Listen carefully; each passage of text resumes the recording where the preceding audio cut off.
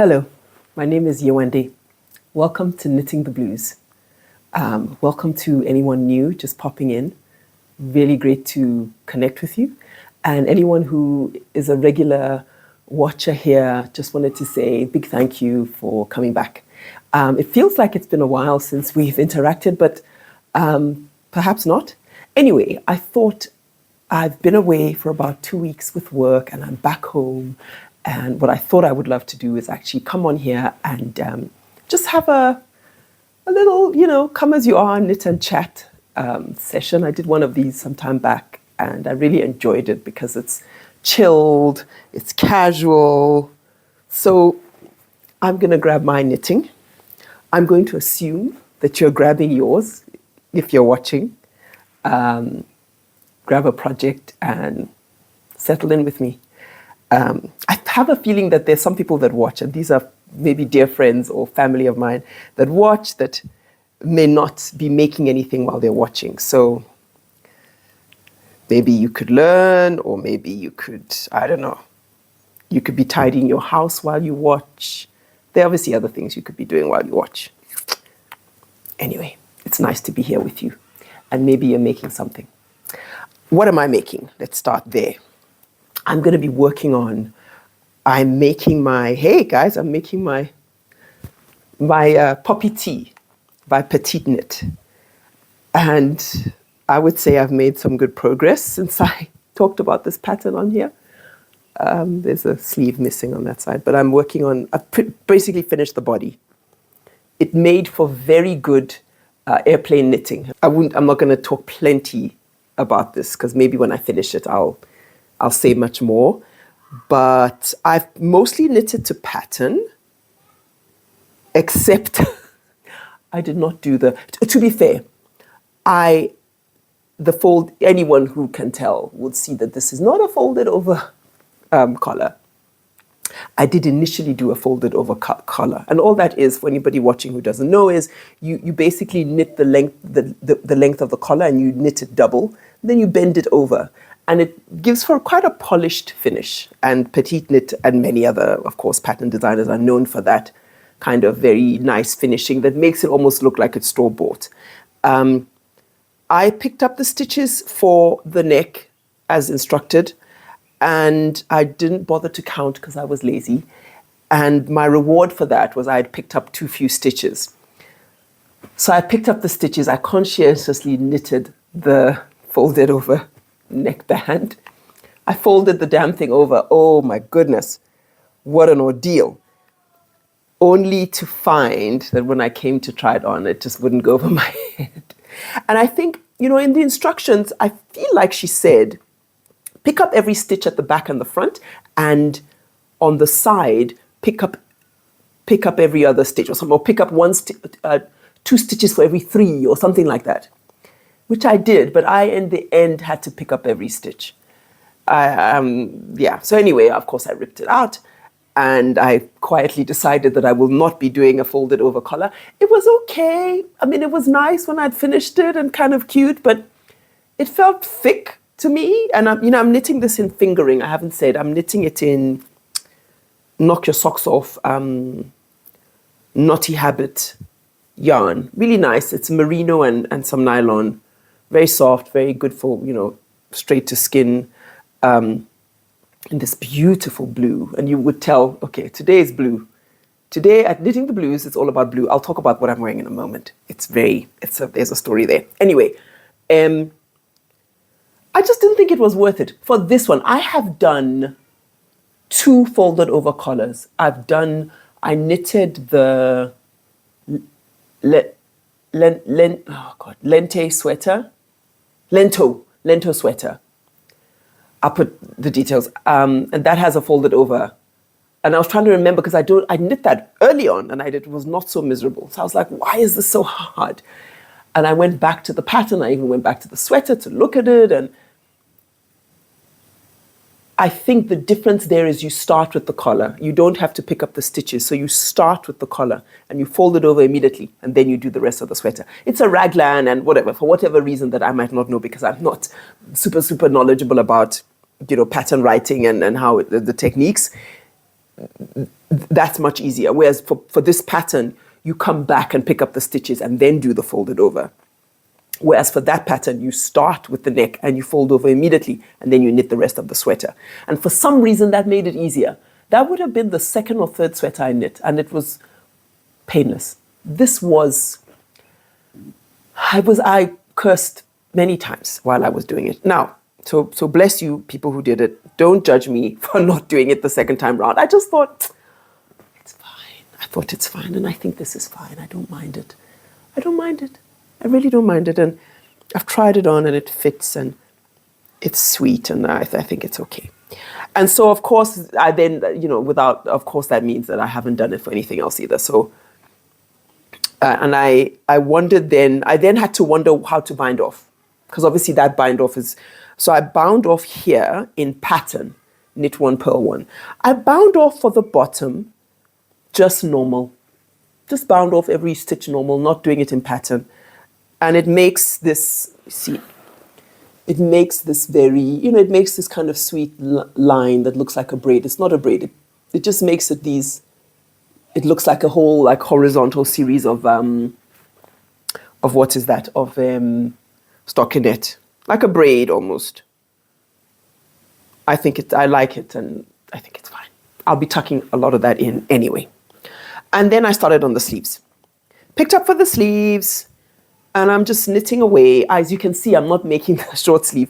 The story here is that I bought three hanks or whatever, skeins of this yarn. It's really nice yarn. I find it, as far as hand-dyed yarn goes, I find it very affordable. I bought it's sock yarn obviously, so it's fingering. I bought 3 skeins. And so what I thought I would do is just knit as long. So I'm doing lots of acrobatics because I thought this is the second, like I divided, the body took 2 skeins pretty much. And then this is the last skein. So it's a 100-gram skein. So early on I divided it into 2 50-gram balls. This is about a bit less, and I'm just knitting. I have a sense of what I need to do the bind off, to do the ribbing and the bind off. And I'm just going to knit until I think I have that and lots and a little bit more left. And then I'll do that. Or in fact, then I'll pause and start the next sleeve. And basically what I'm saying is I'm going to knit the sleeves as long as I can. And I think it'll be fine. At the moment here, it's hitting. Maybe I'll put it on and do B-roll showing you. Just because it does look quite nice. But at the moment, it's kind of hitting just my elbow. So it'll be like this. Because it's got some merino in, I'm not going to wear this like a t-shirt in like South Africa's summer. I'll wear it like now in spring. This is spring. And we've had some very cold Joburg days and it's very wet. And then autumn, has been known to be quite chilly. So it's the kind of thing I would wear, on a slightly cooler day. And I could wear it in winter and then layer over something else. Anyway, let me finish talking about this before I haven't even started knitting. It's supposed to be a knit and chat, and all I'm doing is chatting. Hope you're getting some knitting done, or crocheting, or mending, or whatever it is. But this is the kind of the distinctive element of this pattern. The back here, and the way she does the sleeves, and the way she does the increases. And it's really lovely. I'll make another. I'll talk to you in a moment about that. Loving the color. I don't do the helical knitting stuff. I don't mind some slight changes in the tone or within blue. So there, that's I was just introducing this. This is what I'm working on. I'm doing my stockinette and I'm on Sleeve Island, as they say. And I love Sleeve Island. I don't know about you guys. So, what did I want to say? There's so many things I want to say. So from the beginning, I wanted to say that this might be a particularly long episode. Let me say quickly what I'd love to do today. So I wanted to just feel a bit of a connection and chat and be relaxed and casual. But there were things that I wanted to talk about. I've been away. I traveled. I was in Europe. I've traveled to Paris, and I was in Amsterdam. Well, Paris is the more relevant thing to mention here because I did a yarn crawl and I recorded it, and I will be inserting the yarn crawl, which is just the footage of me going to 2 beautiful stores and I will talk about what I bought there and what I want to make with what I bought there.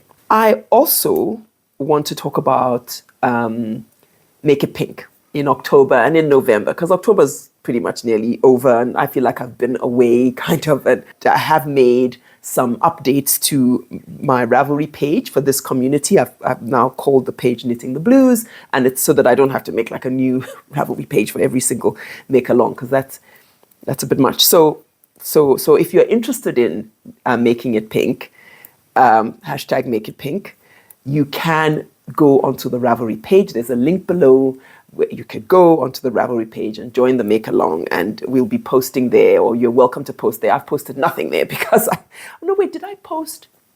I think I shared the yarn I have. I've bought some beautiful pink yarn. So Make It Pink, what's it about? It's about, marking October as Breast Cancer Awareness Month. And I talked about this on a previous podcast. So I'll put a link to that as well, because you can hear about it there. But this is just a way to honor, to mark, to connect with, and to share our stories, because so many of us are touched by breast cancer in different ways. My mom died of breast cancer decades ago now. And yeah, any chance to just honor her memory and bring awareness to this disease and create a bit of a space of support and community around that, I welcome. And if any of you want to share in the comments, or if you want to write to me to just share if this is something that has touched you, and if that's meaningful, then you're very welcome to do so. We will be making it pink for the rest of this month, and I think we should do it in November as well. Why not? These awareness months are obviously they're really important and significant, but I also like the idea of, it doesn't just have to fit neatly within a month. We can spend the rest of the year, bringing this awareness. Or maybe we go all the way. I just had a thought. This thought just came to me. My mom passed on in February. Maybe we go till February, just making it pink. She died on the 6th of February. So maybe, I don't know. I mark the loss of my mother in different ways. My birthday's on the 3rd of February. So it's always, early days, it was a little complicated because I was always so sad. And my birthday was just so profoundly associated to this, huge loss over the years. Because now it was, this was 22 years ago. Was it? Am I? Gosh, yeah, it's 22 years ago. So over the years, whatever, it's less acute, I would say. But I really like quiet birthdays, and I don't actually encourage a birthday party. I say encourage. My partner would usually end up calling a few friends, and he'd get a cake, and he would make a bit of a thing. Sorry, my ball keeps. I never buy those. I'm looking around because I'm like, what can I do with this ball? This cup has something in it, so that would not be a good idea. I never buy those very beautiful, bowls.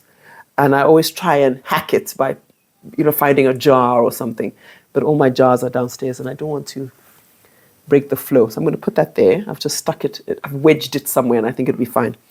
My partner, he would sort of do something, but it's not my practice to want to celebrate. Not because I don't want to celebrate, but because I usually like to have a quiet time, with whoever I choose. And also, I like to do what I feel like. Because sometimes you plan a party and you've planned it a week or 2 weeks in advance. I'm an introvert, I should just say as well. So you plan the party, and then on the day you find that you don't actually want to, have the party. It feels like the ultimate luxury for me is doing what you feel like. That's the ultimate luxury, versus doing what's expected, doing what was promised, doing what like all the other doings, doing what you feel like. So like on my birthday on the 3rd of February, I like to do what I feel like. I like to wake up, and if I feel like seeing friends, I like to say, hey, anybody around? Come around and have some cake.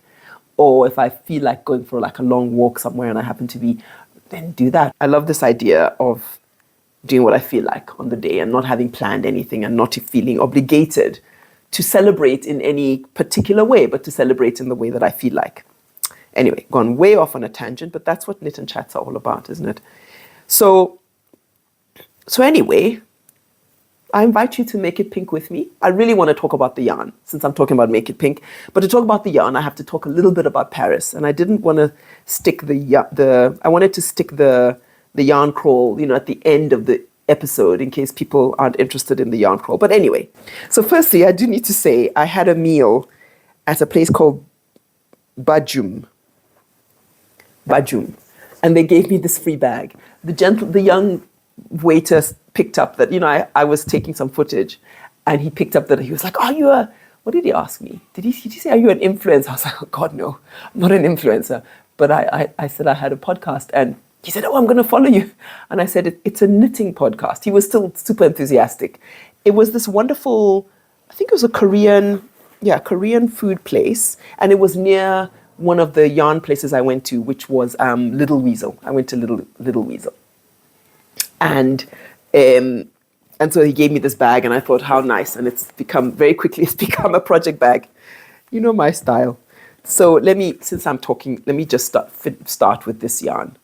I bought this from Little Weasel, and it's Tilia. It's the Filcolana. And it is, it's really lovely. Just showing you the band. And it's 70% kid mohair and 30% silk. There are 210 meters of it. It's a 25-gram ball. And look at that color. I just thought, and I'm new to pink. I'm a new convert. My son converted me, I need to say. One of my sons came out the womb loving pink. And he's sort of had me soften my way towards pink. I really didn't want much to do with pink, but I concede to pink now, and but I do think this is fuchsia, right? This is what they call fuchsia. I think it's an extraordinary color. I just bought one ball. I don't know what I'm going to make. Maybe I wondered if I could hold it double and make a beret. I mean, a pink beret, but I wouldn't keep it, I don't think. So then I have to decide who I would share it with, or who would get it. But then it also feels sentimental, so I want to keep it. I don't know. So I haven't cast on, clearly, as you can see, because I don't know what I'm going to do with it.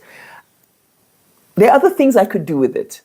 I have this beautiful cobalt blue yarn that I got from Cowgirl Blues. And I didn't get enough for it, but maybe I was suddenly thinking this morning, actually, in the shower, that I could maybe make an interesting mohair jumper, like patchwork jumper, with all the different bits of mohair I have left. So that's a thought. I will expand on that thought in another episode, because we can talk about that ad nauseum. But there's something I bought. While I'm talking about it, let me just talk about all the yarns I bought. So I quite liked the Filcolana. The Filcolana. Yeah, Filcolana is the company. I quite liked what I was seeing with the Filcolana. Little Weasel stocks it. So I got more Filcolana. I got 3 balls of the Filcolana Aweta. Which is this? Aweta. And it's 80% superwash merino wool and 20% nylon. And so in a way, it's similar to this. I've been meaning to put them together to see if it's about the same. This is even this I would say is even like light fingering. Because I got to thinking I'll make another poppy tee. But this, I don't think I could make this I knit this with 3.5, by the way. I don't think I could oh my God. So what I thought is I could hold it double, see if I could knit that with a 4, and make a poppy tee, but it'll just have shorter sleeves. So that's what I'm thinking at the moment. I love the color. I think it's my red. I think it really will be nice for me as a red. So let's see. Let me show you the color and see if it shows up. I think it is. It's this deep kind of red. So that was another purchase. And the last purchase was from, the name escapes me. It was a lovely store. Now I feel bad that I don't remember it offhand. But of course, I'll put it there so you see. And I wanted, obviously, to get something local. I didn't find anything local that I liked or could afford, to be very honest with you, at Little Weasel. They had La Bien-Aimée. They just had very beautiful yarn. And I'm also quite careful. I don't have a massive stash of yarn. I think all the yarn I have fits into, one of those bins with space, So I'm not somebody that, I know it's a hobby in itself, collecting yarn. It is a very admirable hobby. I have no judgment whatsoever, but I don't really feel like I want to just collect yarn. And so I didn't want to just buy like a skein of something, knowing that I really wouldn't have anything to do with it. I was thinking of what's coming up in my queue and what could I... So anyway, I even asked the very kind owner there, because he was there at the counter, and I asked for some input about what to get. I said, I want to get something local. And he showed me different things. I knew about Fonti, and I thought I could get Fonti, but I don't know. It didn't, nothing really jumped out at me. And then this jumped out at me. This quite burnt orange. It's not by me, and it's or clay brown. It's not clay brown. It's a bit redder than clay brown, right? But a bit browner than just a burnt orange. I don't know. And it's got flecks in it. Have a look. It's got some black. What is that? Is it black? It's got some dark flecks, dark brown. It's quite beautiful. Have a look. It's quite beautiful. What you cannot know, because you're not sitting next to me and touching it, is it's very quite rugged. What would you call that? Like quite very toothy. I wouldn't. Yeah, I'm curious to see. What I'm going to make with this, I'm making a slip over. I think this is going to be slip over material. I got two. I'm going to show it to you first, because those of you who speak perfect French would be able to. My French is not perfect, but it is, making a good effort. 50% mouton de l'île du Son and 50% mouton élève en Finistère. And I would have no idea what I just said. But it is 400 meters for this 100 grams. So I got 800 meters. Bouclé lent, c'est du fil artisanal de lin naturel. I get the artisanal part. Anyway, I've gone on a bit. I've gone on a bit long on this, but I love the little band there, and I think it's nice. So look out for that. I'll be making something fun with that. The two patterns, the one, you know what I'm thinking of making? The name doesn't. I'm going to put a picture because it's exquisite. I'm going to put a picture here. It's not available yet. It's coming out in December by in her skein. Marielle, I think is her name. She has this beautiful pattern, and I see this doing well with that. Or there's the Allons avec Anna vest that I saw. The name again, I'll put in the quick picture. I'll put one of those. Okay, so that's stash. We've covered stash. Let me get back to the knitting part of this chat, and I will talk a little bit about Mr. Ruasello, which I have made and finished. I've given it to my colleague. It's a gift for her baby that's imminent. And I'll talk a little bit about making that, because it was a pain in the, such a beautiful product. So I'm going to, end result, I'm going to show the picture. Very sweet. And you'll see me making it in the yarn crawl video, because I was making it in Paris. I made it on the plane, and and the reason I was doing all of that is it was last minute, because I had to give it to my colleague in Paris. And the reason it was last minute is it is finicky. Okay, it's like I forgot I hadn't made animals in a while, because I made quite a few for my kids, but I'd forgotten they're usually finicky. They usually have little particular. So this, for instance, had a cast on. The first cast on was pinhole cast on. Then you have to go and look at it and learn it. For the legs, every single leg had to be made on using the Turkish cast on, which was a pain.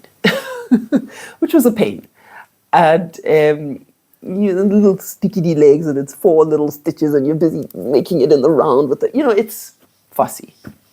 In the end, of course, it was worth it, and it was made a very beautiful elephant and very sweet, and I found myself when I finished Mr. Rossello really wishing him a good life, and that's partially my magical thinking that makes him sentient.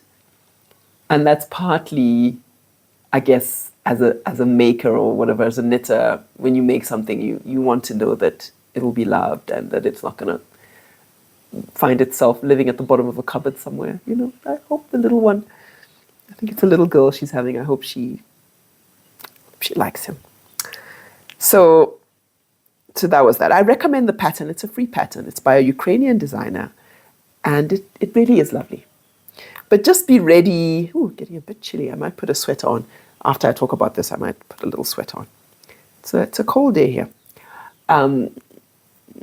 Just be ready to fuss a bit and know that all the fussing will be worth it.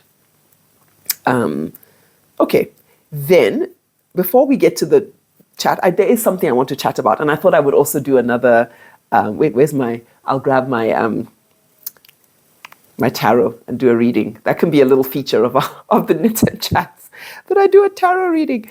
But let's talk about this that I'm wearing. So this is the Shizen, I think it's just the Shizen, by Eri Shimizu. And this was the pattern that had me fall in love with Eri Shimizu and her work. And I knit this very early on. I knit it, I'm not lying, it was like the second or third thing I knit. And I guess I'm saying that because for me it was complicated. It's a complicated knit. You start, it's a provisional cast on at the back, and you start here at the back. So this line, this braid, I think goes all the way. So you start there and you knit up, but you're making the split for the V. It's not straightforward. It's not a straightforward knit. And then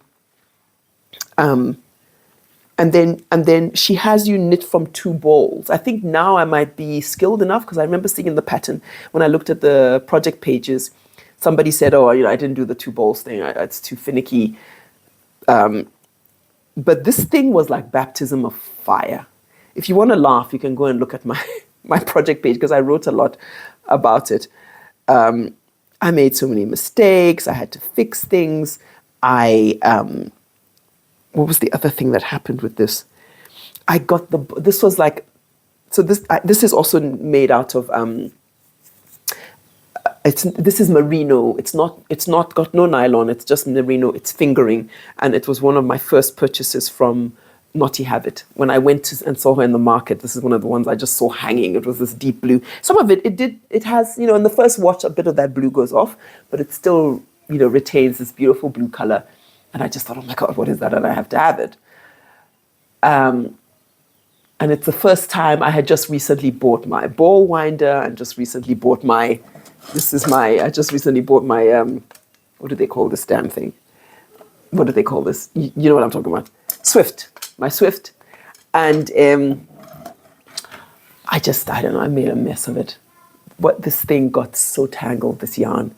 So half the time I was making this, and I was just two balls, and like the balls always got tangled, and the balls got tangled. Oh my goodness, that was my introduction to not just yarn bath, but like real tangled mess. Almost to the degree that I would have had to lose some of the yarn, because it just got so badly. But it taught me patience, and it taught me to be careful, So it felt like a baptism in many ways into knitting, but do you see, guys? Do you see the ribbing? Do you see how she's made an artwork? I have to just stand and show you this. How she has made an artwork of ribbing. This is an ode to ribbing, this pattern. For that reason, I do think I want to make it again. Just show you that. Show you the sleeves. This braid, lovely, sweet braid. Can you see? Let's come close. And then the one thing that's really cute is this. Let me not forget. Oh gosh, there's this thing on the side that's happening, and then there's this. Are there mistakes in this shirt, this little blouse? Absolutely, there are mistakes, but very beloved. And yeah, I think I would love to make it again. In fact, I was wondering, I mean, do you think I could maybe make it out of this? I don't know. I'll check gauge. I can't. It looks like fingering. Am I right that this is fingering? Or light decay? I don't know. I don't know if I have enough, but that's a thought. That's another thought. Okay. But that's what I'm wearing. It's just exquisite. I do recommend it. I know it sounds like I'm saying, oh, it's hard. She's zen. Emphasis on zen. It is. This had me fall in love with making garments for myself. I think it was my second or third. I must to go back to the date and check. But this is what made me realize it's not about the destination, baby. Like this pattern, I was just like, okay, I'm just gonna. It's just the sheer joy and meditation of 2 sticks and some fiber in between. That's it. And I remember I traveled while making this. I'll put a bit of fun footage. I was in Thailand. I'd never been to Thailand. I went there for an amazing conference.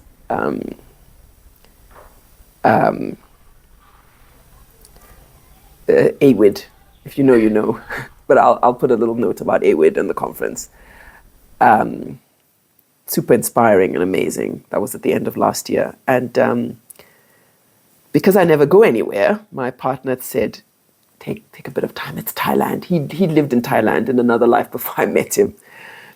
And I mean, not in Thailand, but he lived in the region and knew it well. And he said, please take like an extra week and go. You know, I was exhausted. It had been a long year. Just the same things, you know, raising kids and working. And he just said, take the time.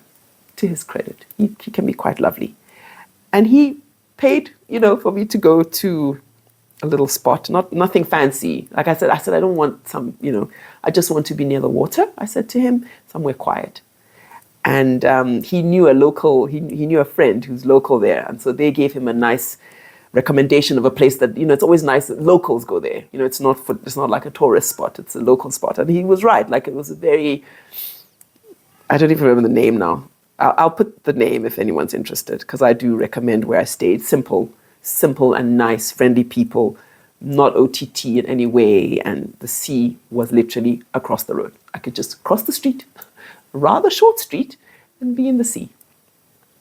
And I had not taken a break since I'd had my babies. I mean, you go on leave from work, but of course you have the kids. So like I hadn't taken a break away from the kids since I'd had them. They would have just turned 4. Now I know, I mean, that should be fine, right? Because maybe there's a part of us that's like, well, why would you take a break from the kids? You know, like you're raising them and you're their mother and whatever. I don't know. I don't know who I'm talking to here. But for me, it was such a profound, I think I took 3 or 4. I didn't dare take any longer. You know, I'd been away already, and I always have this sense of guilt that I'm away from my children. And for work, I do it because I think, well, you know, I'm working, I'm trying to earn the money to care for them. But for holiday, it felt like such a sinful pleasure. Do I regret those, 4 days, 5 days? Not a chance. I remember, and I traveled a lot before I had kids. I used to travel a lot also for my writing. I would travel and, but it was just so interesting just walking on the streets at night. There was just a little street, the same street that had the beach and this line of, you know, cafes. And this is relevant because what I wanted to talk about today was leisure. It was on that trip while I was there, I was just struck by, and I had been gradually becoming more and more aware of this. I was struck by how little leisure I experienced in my life. Not just my life as a mother, I need to say, but even my life before my kids. Let me see how to tell this story. It started dawning on me, and it's linked to knitting, because the reason I knit furiously, almost religiously, is because of leisure. Because I know when I'm sitting down, and recently I sit down on the couch, my kids kind of play on the carpet and I sit on the couch. This is a couch that I bought preciously many years before those children were born. I wanted a nice long couch that my long legs could fit on. I have these long legs. And I still wanted it to look stylish, and I didn't have a lot of money. I might put a little picture of my precious couch. I love this couch. But I seldom sit in it. I seldom sit in it. And recently on weekends, I sit on the couch. I sit with my knitting, and they go with their Lego or their whatever, and they play sometimes these days, or they knit. Recently they asked me to teach them to knit. But leisure, and I'm curious if you want to say in the comments, what's your relationship to leisure? Because mine, it's a new relationship. Somehow, I haven't allowed leisure to be a part of my life. And when I started to knit, little did I know that it would somehow be my introduction to leisure. Now, what do I mean? Let me talk about this a bit. When I first started knitting, the first bits and pieces I knitted, I would knit at night, put the kids to bed, they're fast asleep, and I would knit. It's still pretty much like that, but I knit on a lot of weekends now as well. But my partner was away at the time. I don't know, he traveled for some reason and for quite a lengthy period. When he came back and I was knitting, a funny thing happened. I would be knitting. I'd be sitting somewhere knitting, and he would come into the room and I would put the knitting aside. And luckily, I'm somebody, I do believe, was it Plato? I do believe in the examination.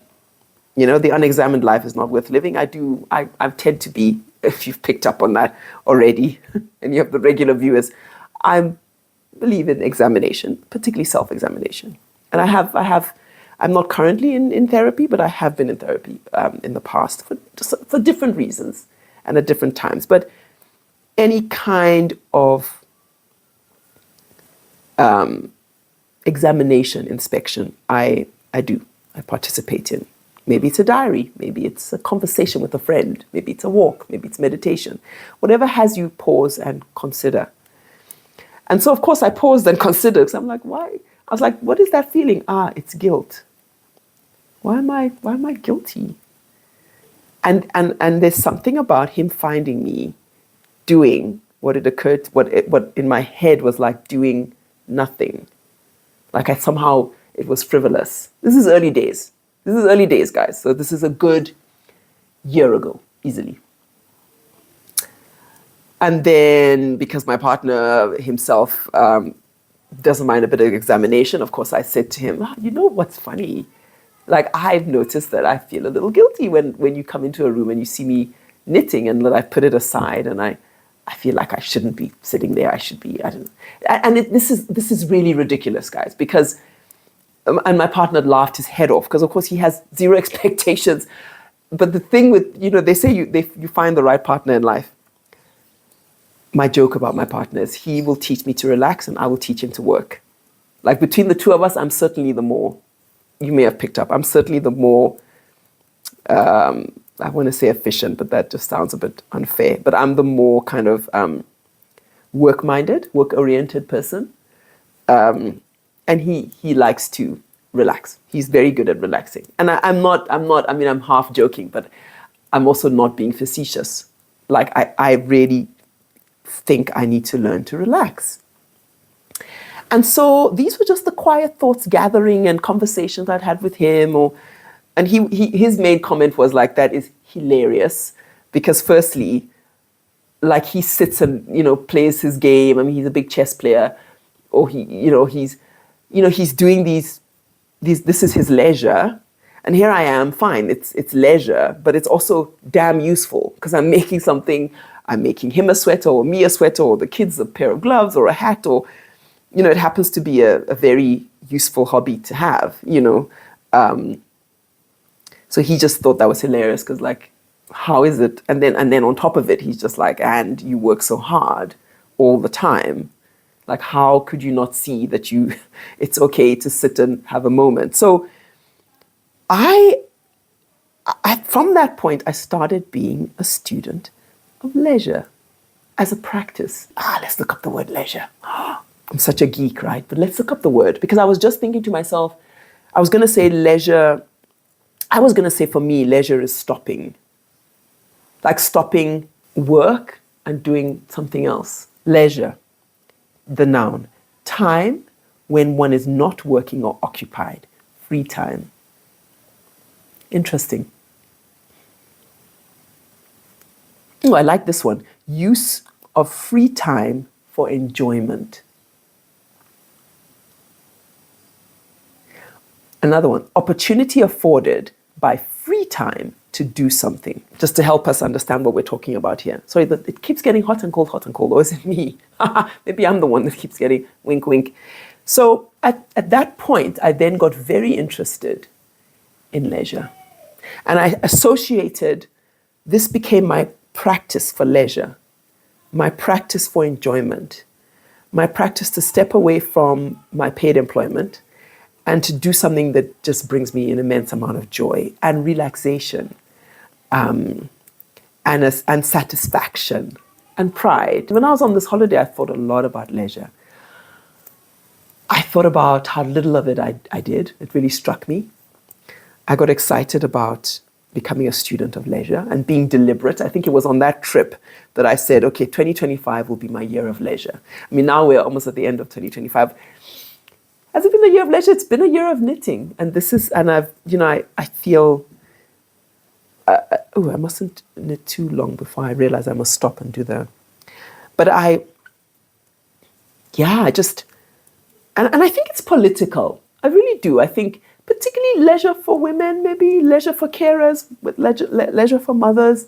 There's a politics to it. My sense of guilt or embarrassment, it's political. It's like I didn't think I should be allowed, or I think I ought to be doing something else. It's been quite freeing to go down and sit on the couch and let them see me relax, because I think that's important. Let them see Mama relaxing. I love this leisure project of mine. I look forward to expanding on my proficiency in leisure and giving myself permission to stop. I keep my tarot. Oh, I wanted to talk about something. I forgot. These earrings I'm wearing were a gift from a friend of mine. Not quite, between 15 and 12 years ago. I was trying to do the calculation. They are made out of glass.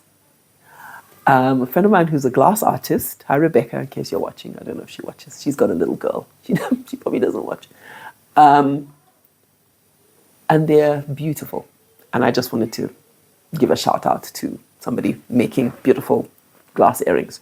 Okay, I was saying, I keep my cards in this beautiful bag, handmade by an Italian artist and fiber, like cloth, fabric designer, I guess. She works mostly with fabric. But not only. She also works with wire, if I remember correctly. Carla Crosta. And this was a gift from a dear friend of mine, Tala Vivan. She's a professor, she's an octogenarian, just an elderly friend of mine that's amazing. And she gave me this many years ago, and I keep just have a look at this beautiful little, cute little bag. It could also be a project bag for like a pair of socks, but yeah, I keep my tarot deck in here. There's the deck, and usually I just make sure that there are enough cards in both directions when I'm looking at it. Here's the deck again. Here's some of the cards. Ooh, what's that? King of Cups. No, I didn't pull that though. That's not the pull. Let me shuffle a little bit. So I don't, I'm too shy to have like a specific question. I don't want to, so I just pull in. It's more like, okay, is there anything to take note of? I'm so bad. I'm so bad at shuffling. Let me try and... Is there anything to take note of? That's my question. Is there anything to take note of? Oopsie. Let's do one more. Shuffle, shuffle, shuffle. Oh. And they say you should actually pay attention to the things that pop out. Because that's, I don't know. What is that? Like the ancestors. Sorry to any scientist who don't appreciate the... I'm just being facetious. I love scientists. And who's to say scientists can't appreciate some good old-fashioned tarot? Okay, I'm going to pull. So how I pull is I divide the card, and I'm going to do it like this, and that's how we'll get the card. So I'm going to do that. Are you watching me? And I'm going to do that. The Lovers. Okay, so this is Beauty and the Beast, right? So I don't know if I've... Any old-time watchers, that's my other knit and chat there if you want to check it out. But I introduced this deck in that episode. So this is a deck that relies on fairy tale and folklore. And I think very clearly this is Beauty and the Beast for the Lovers. This is a major arcana, right? This is one of the major cards. And it's this image of these two lovers in the rose garden. I'm going to look it up. I'm not good enough to be able to just say, but let me spend some time seeing if I can do my own interpretation. So I don't know about the Lovers Major Arcana card, to be honest. But when I see that, I don't know, it does feel, I don't know, it feels like a really positive card. It was what do they call it? The opposite of reversed. It's not in reverse, but whatever that is, the technical term in the tarot world. There's beauty here. There's the tension of Beauty and the Beast, which I like. So it's not, but there's connection and love and yummy feelings. I don't know. I kind of feel this way today, so maybe that's what's going on. Where did I put my phone? I'm going to come here and I'm going to say Biddy Tarot is the place that I like to go. And the only reason it's the place that I like to go is because it's where my sister-in-law said I should go. It's where she goes.